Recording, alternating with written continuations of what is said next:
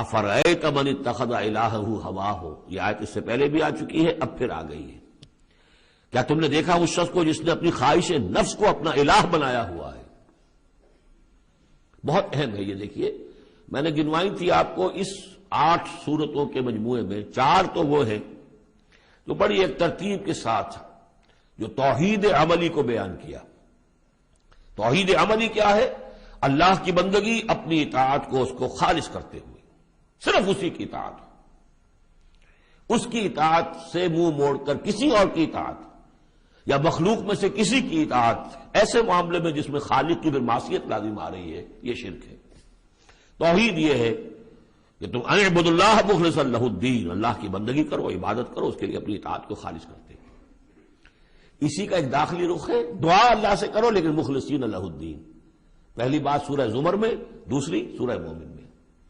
اب اللہ ہی کی دعوت، توحید کی دعوت لوگوں تک پہنچاؤ۔ ومن احسن قولا ممن دعا الی اللہ وعمل صالحا وقال اننی من المسلمین، اور اس کا جو ذریعہ ہے، میڈیم ہے اس دعوت کا، وہ قرآن ہے۔ لہذا سورہ حمیم سجدہ میں 6 جگہ قرآن کی عظمت کا بیان، اور یہ کہ دعوت جو ہے اس کی مرکزی مضمون۔ اس دعوت کے نتیجے میں جو لوگ آئیں، ملے، جڑے، جمع ہو، طاقت بنے، اور پھر وہ باطل کے غلبے کو ختم کر کے اللہ کے دین کو غالب کرے، یہ ہے اقامت الدین، یہ مرکزی مضمون ہے سورہ شورا کا۔ تو توحید عملی فرد سے لے کر اور پورے اجتماعی نظام تک ان 4 صورتوں مکمل ہو گئی۔ اب 2 صورتوں میں، سورہ زخرف میں اور یہاں سورہ جاسیہ میں، یہ جو اطاعت میں جو شرک ہو رہا ہے اس کی 2 انتہائی شکلوں کو بیان کر دیا۔ ایک شرک فی الاطاعت کیا ہے؟ انسانی حاکمیت کا تصور، حاکم تو اللہ ہے صرف، ان الحکم الا للہ لا یشرک فی حکمہ احدا لم یکن لہ شریک فی الملک، سورہ یوسف میں اور سورہ بنی اسرائیل میں اور سورہ کہف میں یہ سارے مضامین ہم پڑھ رہے ہیں۔ لیکن کوئی بھی حاکمیت کا اگر دعویٰ کرتا میں حاکم ہوں یہاں کا، جو چاہوں کروں، تو اس نے خدائی کا دعویٰ کیا، یہ تو شرک کی بدترین شکل ہو گئی۔ یہی دعویٰ فرعون کا تھا، یہی نمرود کا تھا۔ اسی طریقے سے انفرادی سطح پر شرک فی الاطاعت کیا ہے؟ نفس آپ کا جو ہے اندر ایک تقاضا کرتا ہے مجھے اس وقت یہ چیز چاہیے، اور آپ کو معلوم ہے کہ وہ حرام ہے، اللہ نے اسے حرام ٹھہرایا ہے۔ نفس میں فرض کیجئے جنسی خواہش ابھری ہے، حلال ذریعہ اس وقت آپ کے پاس کوئی نہیں ہے، بیوی موجود نہیں ہے یا شادی نہیں ہوئی آپ کی، نفس زور لگا رہا ہے، آپ نے کوئی حرام راستہ اختیار کر لیا۔ کیا مانی ہوئے کہ آپ نے نفس کی اطاعت کی ایک ایسے کام میں جو اللہ نے منع کیا ہوا، تو آپ کا معبود کون ہوا؟ نفس۔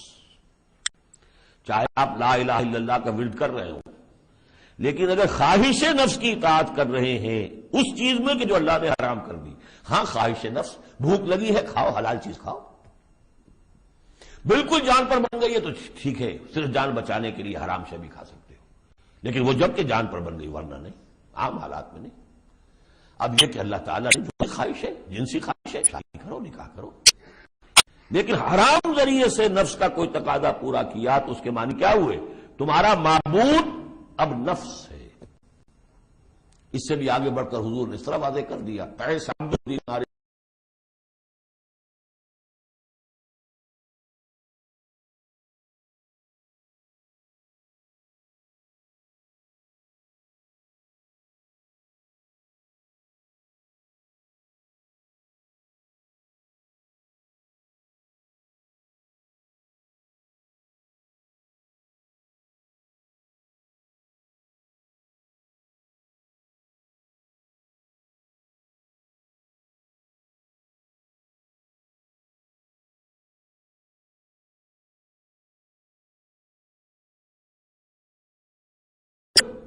اور سورہ زخرف میں شرک فی الاطاعت، اس کی جو بلند ترین شکل ہے ریاست کی سطح پر حاکمیت غیر اللہ، اللہ کے سوا کسی کی حاکمیت کا اقرار، ان دونوں کے مابین جو ہے اب فل ان دی گیپس، اس میں مختلف جو ہیں وہ آپ خود بھی قیاس کر کے ان کو پر کر سکتے ہیں۔ افرأیت من اتخذ الہہ ہواہ واضلہ اللہ علی علم، کیا تم نے غور کیا اس شخص کی حالت پر کہ جس نے اپنی خواہش نفس کو اپنا معبود بنا رکھا ہے، اور اللہ نے اسے گمراہ کر دیا ہے اس کے علم کے باوجود۔ عالم بہت بڑا ہے، بہت بڑا سائنسدان ہے، لیکن یہ کہ ساری سائنسدانیت جو ہے اس کی اس کے نتیجے میں ایمان اسے نہیں مل رہا ہے. گویا کہ ختم اللہ علی قلوبہم وعلی سمعہم وعلی ابصارہم، اللہ نے وہ مہر لگا دی ہے ان کے اوپر کہ پوری کائنات دیکھ لی، چھان لی، پھٹک لی، پھر بھی اللہ نظر نہیں آیا. یہ ہے مہر. علی علم، بڑے بڑے سائنسدان، بڑے بڑے، اور لیکن یہ کہ اللہ نظر نہیں آتا.